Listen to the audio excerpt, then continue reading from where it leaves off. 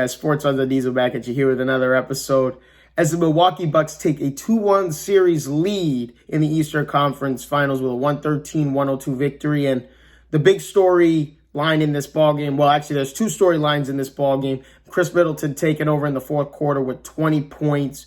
Just in the fourth quarter alone, he outscored Atlanta 20-17 by himself. And then the second story in this ballgame is Trey Young tweaking that ankle in the third quarter and kind of being a little hobbled in the fourth quarter. You could tell his blow-by speed wasn't there. He was missing easy jump shots, missing easy three-point looks. And the question going into Game 4 is how is he going to look? How is that ankle going to feel going into Game 4? That's the big question. But, you know, Giannis got his own in Game 3 here, 33 points, 11 rebounds. Obviously, you hear the Atlanta Hawks fans heckling him as he goes to the free throw line every time, and they're counting down every single time, trying to give the refs a hint that, hey, this guy does more than 10 seconds. And the refs don't pay no mind to it, even though I think there was a couple times they counted to 12 or 13. But it's just funny to see the fans get involved. And it's good to see the fans packed in the stadiums again. It is really awesome to see that. But we can't forget about Jrue Holiday and what he's done, even though he did not shoot the ball well in last night's game.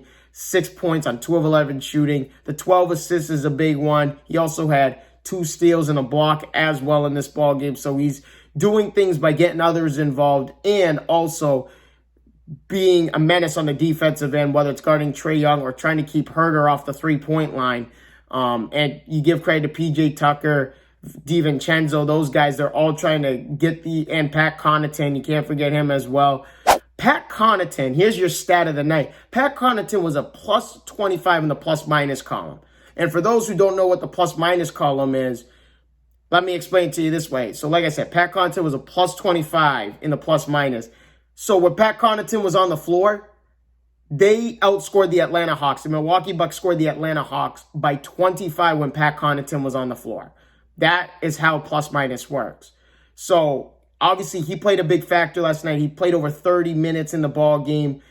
He didn't really score much, but he also had a lot of rebounds. I believe he had 8 rebounds and a few assists as well. So also impacting the ball game defensively and getting others involved as well if his jump shot's not going. So that's your stat of the night right there. Pat Connaughton plus 25 in the plus-minus column last night. But, you know, Trey Young was going to get his 35 points. And honestly, I think he would have had a 50-piece if he didn't tweak his ankle last night in the third quarter.